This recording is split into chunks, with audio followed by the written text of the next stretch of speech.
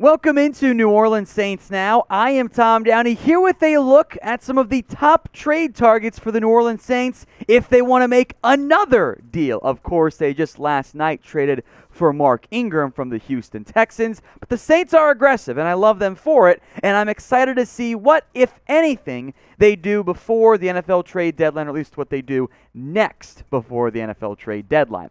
Let's hit some receivers here that I want to talk about because I don't love, as I've said many a time on this show, the wide receiver core right now in New Orleans. There are a lot of different names they could pursue. N'Keal Harry, we've mentioned Brandon Ayuk, so there's a lot of names out there. One we haven't mentioned really yet is James Washington of the Pittsburgh Steelers. He reportedly asked for a trade in the offseason. There was some dispute about that.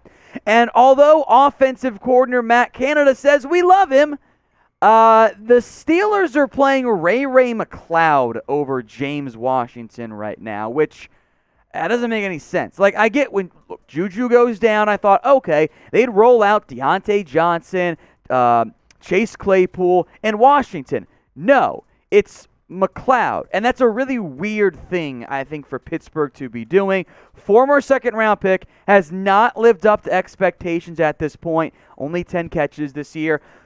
But maybe going to New Orleans could be a really good thing for him. What the Saints have right now at wide receiver is not great. I like Marquez Callaway.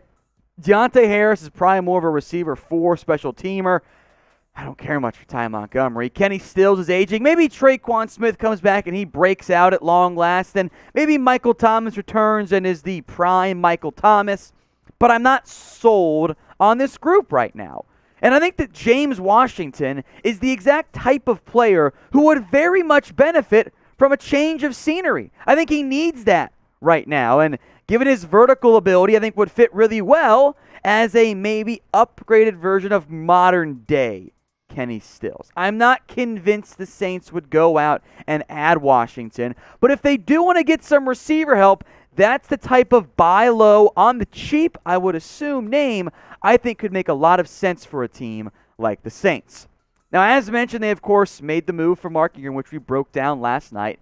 Will the Saints make another trade? Type 1 for yes or 0 for no. This is the pinned comment on today's video. So that ad break comes here on YouTube. Head on down there and cast your votes.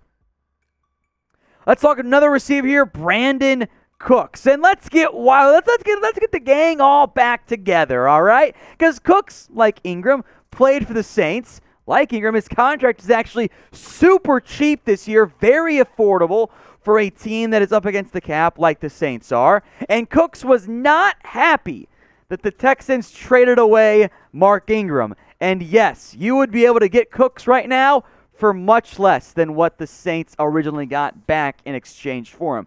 Cooks on a bad Texans team has played well this year. He's got 500 yards. He's on pace for, I'm pretty sure, over 1,000 yards this season. He's been impressive. He's been impactful. He's been the Brandin Cooks that you guys remember from his time way back when in New Orleans.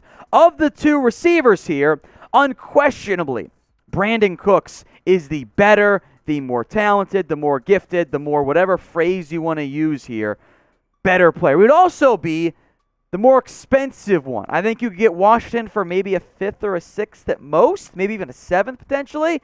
Cooks, meanwhile, I think you could maybe give up a 2nd-ish for him, as the Houston Texans would then have all of the Saints draft picks. They've already made 2 trades, right? Bradley Roby, who we'll discuss in a minute, kind of, sort of, and also the Mark Ingram one. So if it's not broken, maybe you don't try to fix it. So pick a receiver for me. Type JW for James Washington, or you can type in BC for Brandin Cooks. Which receiver would you guys rather go out and acquire? I want to make sure that everyone watching right now is subscribed to New Orleans Saints Now. Videos coming out almost every single day. So head over, if you're watching somewhere else, to youtube.com/Saints Today, or hit that big red button if you're watching on YouTube. That way you don't miss out on the free videos here at New Orleans Saints Now. Let's hit Kyle Fuller, as I think corner is still an area this team could explore for a potential upgrade. Now, Fuller has been benched by the Broncos, and that's an issue we'll get more into in a moment. The money, also a factor, a $9.47 million cap hit for the totality of this year. The Saints would not owe all of that. They would owe what's called the pro-rated amount, i.e. whatever number of games are left. That's the salary you would have to pay. We'll round and say it's about half. We'll call it $5-ish million. Comes in a bit above since we're not quite halfway through the season. But I think the value for Fuller is at an all-time low. There were a lot of teams, the Saints included, who have been linked to Fuller back when when the Bears cut him. But he wanted to go play for Vic Fangio. He took a deal, and now is not starting for Vic Fangio anymore, which is a very interesting development and situation. The numbers there are not that good, actually. It is a bit of a red flag in terms of we're trading for this guy. Is he on the decline? Sometimes once corners lose it, they don't ever get it back. I wonder if Fuller would play more with the Saints, because remember, they went out and they traded for Bradley Roby. They gave a third-round pick for him because Houston ate most of the contract, and he's not been the guy for them. It's been Paulson Adebo, who I still think you could get upgraded over, at least short-term. Now, the Saints' defense overall is a top-5 unit, and that's a good thing for New Orleans. Duh. So you don't have to get another defensive piece if you don't want to, but Fuller is the type of cheap-ish from a trade value perspective. The money's got to get worked out too. Trade target that wouldn't limit Adebo too far long-term, who I do think is going to be a piece of this organization as they move forward beyond just this year.